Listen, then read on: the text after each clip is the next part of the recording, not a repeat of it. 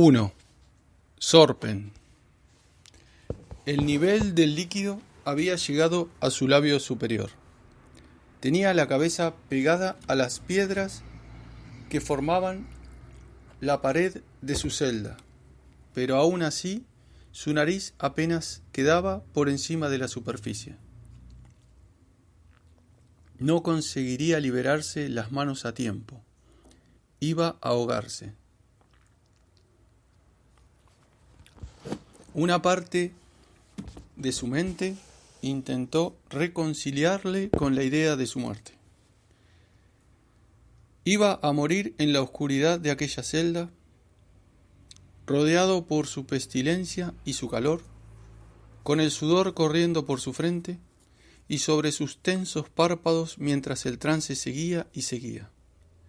Pero había algo más, algo que se negaba a desaparecer, algo inútil y que solo servía para molestarle, como un insecto invisible zumbando en el silencio de una habitación. Era una frase irrelevante y carente de sentido, una frase tan vieja que ya no recordaba dónde la había oído o leído, y la frase daba vueltas y más vueltas dentro de su cabeza, como una canica girando dentro de un recipiente.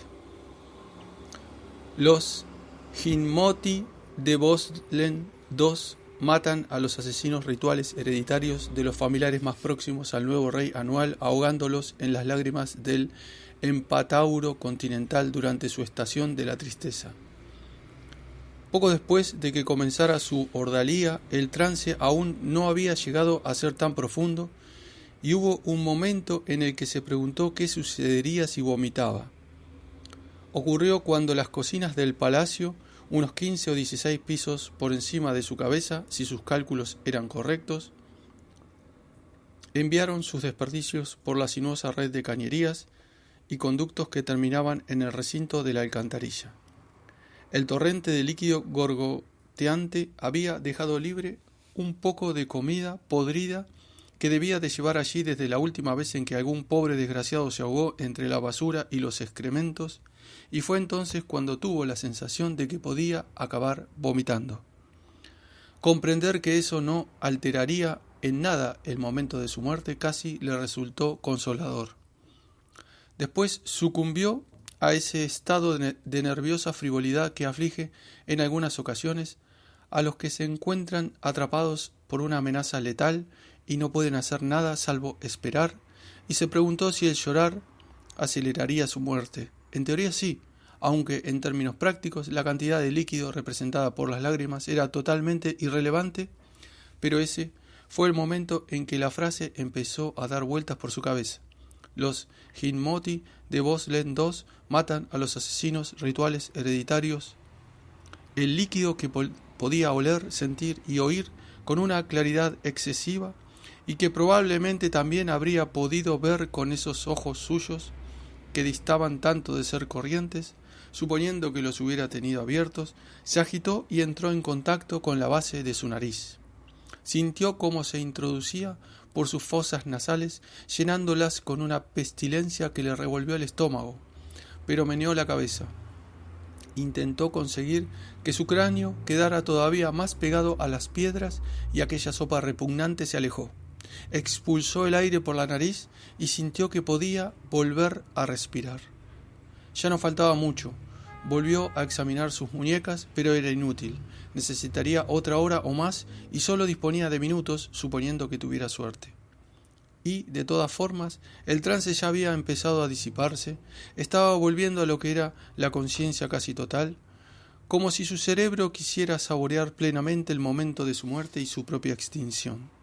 Intentó pensar en algo profundo, o ver cómo su vida pasaba velozmente ante sus ojos, o recordar repentinamente algún viejo amor, una profecía o premonición olvidada desde hacía mucho tiempo, pero no había nada, solo una frase hueca y desprovista de significado, y las sensaciones lógicas de alguien que se está ahogando en la basura y los excrementos de otras personas. Viejos bastardos, pensó.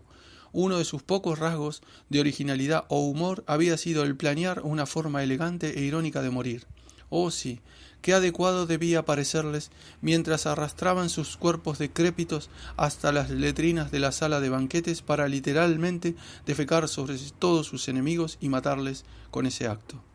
La presión del aire estaba aumentando y un distante rugido líquido le indicó que se aproximaba otra oleada procedente de las alturas. Viejos bastardos. Bueno, espero que al menos hayas mantenido tu promesa, Valveda. Los Hinmoti de Boslen II matan a los asesinos rituales hereditarios, pensó una parte de su cerebro mientras las cañerías del techo borboteaban y un chorro de basura y excrementos caía sobre la masa de líquido caliente que casi llenaba la celda. La ola pasó por encima de su rostro y retrocedió dejándole la nariz libre durante un segundo, con lo que le proporcionó el tiempo suficiente para llenarse los pulmones de aire. Después, el líquido fue subiendo lentamente de nivel hasta volver a rozarle la base de la nariz y se quedó allí. Contuvo el aliento. Cuando le colgaron al principio, sintió dolor.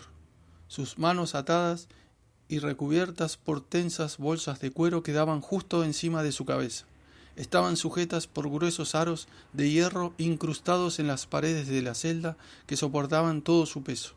Le habían atado los pies, dejándolos colgar en el interior de un tubo de hierro también unido a la pared, lo que le impedía descargar su peso sobre los pies o las rodillas y al mismo tiempo hacía que solo pudiera mover las piernas un palmo en cualquier dirección. El tubo terminaba justo por encima de sus rodillas. Encima de él solo había un viejo taparrabos manchado que cubría la mugrienta desnudez de su cuerpo senil. Eliminó el dolor procedente de sus muñecas y sus hombros antes de que los 4 corpulentos centinelas, 2 de ellos subidos en escaleras, hubieran terminado de colocarle en aquella posición.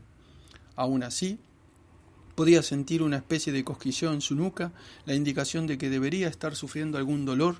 El lento ascenso del líquido pestilente que caía en su celda alcantarilla había hecho flotar en su cuerpo y la sensación fue disminuyendo gradualmente hasta desaparecer. Empezó a sumirse en el trance apenas se hubieran marchado los centinelas, aún sabiendo que probablemente no le serviría de nada. Su soledad no duró mucho. La puerta de la celda volvió a abrirse cuando solo habían transcurrido unos minutos. La luz del pasillo hizo retroceder la oscuridad y un centinela dejó caer una pasarela metálica sobre las húmedas losas que formaban el suelo de la celda. Detuvo el trance del cambio y giró la cabeza tensando el cuello para ver a su visitante. La marchita y encorvada silueta de Amahain Frolk, ministro de seguridad de la gerontocracia de Solpen, entró en la celda empuñando un báculo que emitía una fría claridad azulada. El anciano le sonrió, asintió con expresión aprobadora y se volvió hacia el pasillo.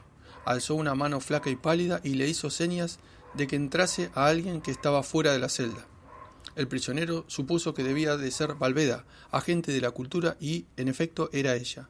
Los pies de la mujer se movieron con agilidad sobre la pasarela metálica, su cabeza giró lentamente para contemplar lo que la rodeaba y sus ojos acabaron posándose en la silueta suspendida de la pared. El prisionero sonrió y movió la cabeza en un intento de saludarla, sintiendo como sus orejas rozaban la desnudez de sus brazos. Valveda, tenía la corazonada de que volveríamos a encontrarnos. ¿Has venido para ver al anfitrión de la fiesta? Se obligó a sonreír. Oficialmente, aquel era su banquete, era el anfitrión, otra de las pequeñas bromas de la gerontocracia. Esperaba que su voz no contuviera ninguna huella de miedo, pero Stek Valveda, agente de la cultura, le sacaba toda una cabeza de ventaja al anciano que estaba en pie junto a ella, y seguía siendo asombrosamente bella incluso bajo la pálida claridad azulada del báculo. El prisionero vio cómo meneaba lentamente su hermoso y delicado cráneo. Su corta cabellera negra cubría su cabeza igual que una sombra. No, dijo, no quería verte ni despedirme de ti.